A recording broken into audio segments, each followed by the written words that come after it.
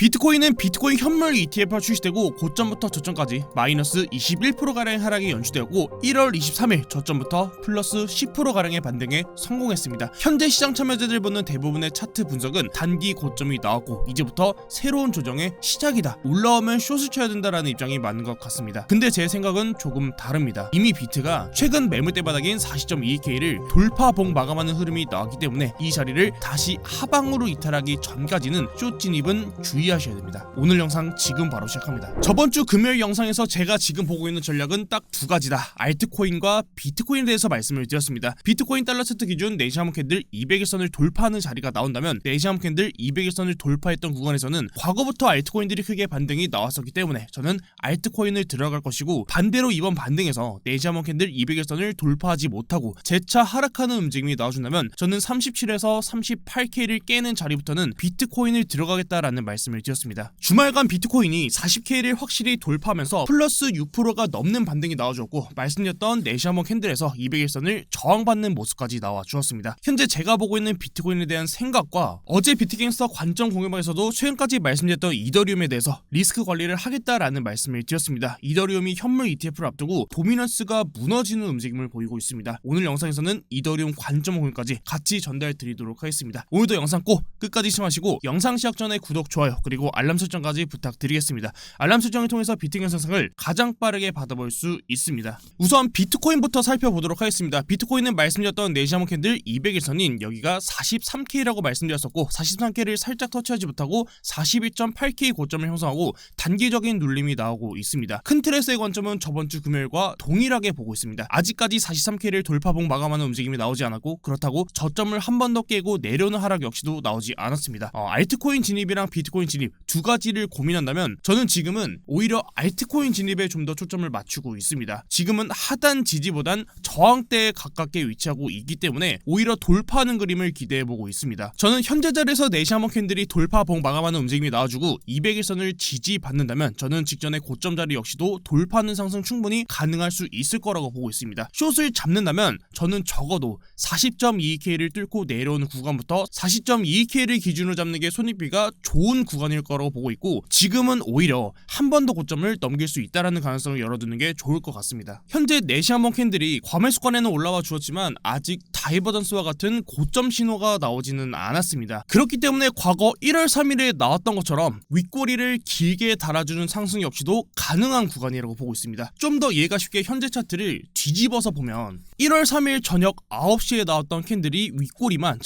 이 상승이 플러스 5%가 넘게 반등분이 나왔었습니다. 현재 자리에서도 저는 충분히 과거 차트랑 같이 윗꼬리를 달아주는 상승 충분히 가능할 수 있을 거라고 보기 때문에 숏 스퀴징은 충분히 가능할 수 있을 거라고 보기 때문에 숏 진입에 대해서는 매력적인 자리는 아니다라는 말씀을 드리는 거고, 동시에 윗꼬리만 달고 내려온다면 과거 1월 3일에 나왔던 것처럼 윗꼬리만 달고 200일선을 저항받고 내려온다면 저는 비트코인은 추가 하락이 나올 수 있을 거다라고 차트를 바라보고 있습니다. 혹은 그게 아니라 1월 13일에 나왔던 것처럼 200일선을 돌파하고 지지받는 상승이 나와준다면 저는 추가적인 반등 역시도 가능할 수 있을 거다라고 차트를 바라보고 있고, 이번에 200일선을 돌파 지지받아주는 모습을 보여준다면 저는 직전의 고점 자리 역시도 넘겨주는 상승 충분히 가능할 수 있을 거다라고 차트를 바라보고 있습니다. 그리고 저는 비트가 아니라 이 구간에서 알트코인 매수 진입을 좀 들어가 보려고 합니다. 제가 업비트에 있는 알트코인들은 21선을 따라간다라는 말씀을 많이 드려왔습니다. 이번에 비트코인이 저점부터 플러스 10% 정도 나온 반등에서 알트코인들이 21선을 회복한 코인들도 있지만 아직까지 21선을 저항받으면서 하단에서 움직이고 있는 코인들도 꽤나 있습니다. 현재 보고 계시는 마스크 네트워크처럼 밑에서 매물대를 계속 쌓아주는 움직임을 보여준다면 21선을 돌파하지 못하고 윗꼬리만 달아주고 저항받는다면 아직까지는 신규 진입보다는 조금 더 기다리면서 21선을 확실히 돌파봉 마감하는 움직임을 좀 기다려보려고 하고 있고, 혹은 최근에 현재까지 추세가 가장 좋게 유지되고 있는 칠리즈, 수이 이런 코인들을 제외하고 최근에 비트가 반등하면서 잘 따라와주고 있는 코인이 솔라나 코인도 동일하고 21선을 돌파봉 마감하는 움직임을 보여줬기 때문에 21선을 기준으로 잡았을 때는 충분히 단타 구간은 잡힌다라는 말씀을 드리고, 솔라나를 제외하고도 아발란체도 지금 잘 반등이 나와주고 있죠. 아발란체도 21선을 돌파하는 움직임을 보여줬기 때문에 1월 11일에 나왔던 캔들 역시도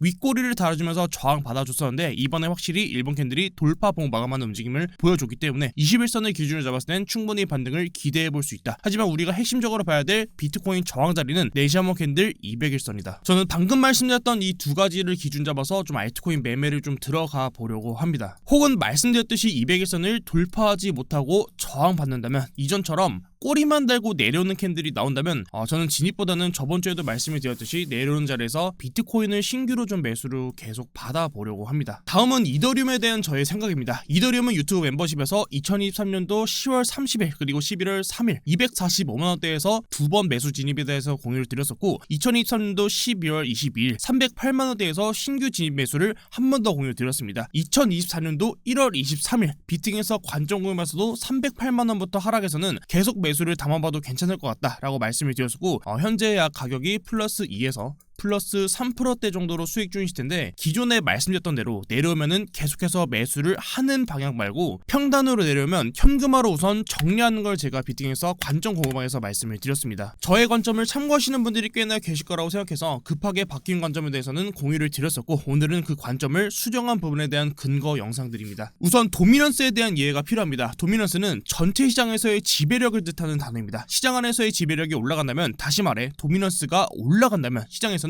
비트코인에 대한 매수 비중이 높다는 말로 해석할 수 있습니다. 도미넌스가 올라간다는 건 가격 상승을 의미하기도 합니다. 과거 비트코인 현물 ETF 승인 전 2023년도 차트를 보면은 2022년도 12월 달에 비트코인 도미넌스가 하단 추세를 돌파하는 상승이 나와주면서 추세를 만들고 상승했을 때 비트코인 차트는 도미넌스를 후행하면서 2023년도 1월 12일에 추세 상단을 돌파하고 상승하는 추세를 만들어 주었습니다. 이더리움 역시도 도미넌스가 추세 상단을 돌파하는 움직임이 나와준다면 비트코인과 동일한 움직임을 보일 것이고 이더리움 도미넌스가 상승한다면 이더리움 가격 상승으로 이어질 겁니다. 반대로 도미넌스가 하락한다면 가격은 하락으로 이어질 겁니다. 이번 비트코인 현물 ETF가 출시된 날짜인 2024년도 1월 11일 이후 비트코인 도미넌스는 크게 하락하는 움직임을 보여줬지만 이더리움 도미넌스는 크게 상승했습니다. 저는 이 움직임을 통해서 비트코인 현물 ETF에 대한 자금이 이더리움으로 이동했다라는 표현을 했었습니다. 사실 저는 적어도 이 흰색 추세는 이번에 이더리움이 지켜줬어야 했다라고 보고 있고 아직 이더리움 현물 ETF에 대해서 어떠한 소식도 나오진 않았지만 의미 없이 이 추세를 하방으로 이탈하지는 않았을 거라고 차트를 보고 있습니다. 그렇기 때문에 현재 구간에서는 아직 이더리움이 300만원이랑 308만원 자리를 하방으로 이탈하진 않았지만 혹시라도 이탈하고 내려온다면 하단에서 계속 매수를 담아가기보다는 이더리움 도미넌스가 다시 추세 자리를 만들고 진입하는 것 같이 공유를 하자라는 말씀을 드렸던 겁니다. 현재 도미넌스상 내시한봉에서 저점은 계속해서 낮아지고 있지만 RSI 지수는 계속해서 고점을 높이는 상승을 보이고 있습니다. 내시한봉에서 상승 다이머스를 계속해서 만들면서 이더리움 도미넌스는 하락하고 있습니다. 현재 차트만 놓고 본다면 도미넌스는 단기 반등이 충분히 가능한 자리라고 보고 있습니다. 하지만 이번에 나오는 반등에서 추세를 반대로 저항받고 내려온다면 이더리움은 추가로 가격 하락을 피하기는 어려울 거라고 보고 있습니다. 만약에 다시 추세 상단을 돌파하는 움직임이 나와준다면 이번에 나온 저점은 새로운 상승 추세에 대한 하단 추세를 만들어 줄 것이고 이 하단 추세 라인을 기준으로 잡았을 때는 추가적인 반등을 충분히 기대해 볼 수 있는 자리라고 차트를 바라보고 있는 겁니다. 결국 지금 가격이 308만원이 매력적인 매수 자리가 될 수는 있을지 몰라도 혹은 이 자리를 돌파했을 때는 그 가격대가 뭐 320만원, 330만원으로 현재보다는 평단이 조금은 높을 수 있을지 몰라도 제가 이더리움이 이번에 반등이 크게 나왔을 때도 기존에 들고 있는 이더리움은 하나도 팔지 않았다라고 말씀을 드렸듯이 이더리움 현물 ETF에 대한 기대감과 그에 따른 상승이 나준다면 최근에 나왔던 이더리움 고점이 360만원 정도였었는데 저는 충분히 400에서 500만원까지도 충분히 상승할 수 있는 그 그림을 그릴 수 있을 거다라고 차트를 바라보고 있습니다. 그렇기 때문에 지금의 가격대가 조금은 낮은 평단으로 보일 수 있을지 몰라도 확실하게 도미넌스가 추세를 돌파하고 새로운 상승 추세를 만들면서 상승 곡선을 만들어 줬을 때 그때 진입하는 게 조금 더 안전한 매매를 가질 수 있을 거다라고 보고 있기 때문에 그렇기 때문에 이번에 내려오는 자리에서는 조금 현금화를 가져가면서 다시 그 추세를 만드는 걸 보자라는 거 말씀을 드렸던 겁니다. 이더리움의 추가로 움직임을 보면서 다시 관점 공유 드릴 수 있도록 하겠습니다. 오늘 영상 여기까지입니다. 오늘도 영상 시청 감사드립니다. 지금까지 비트 갱스터였습니다.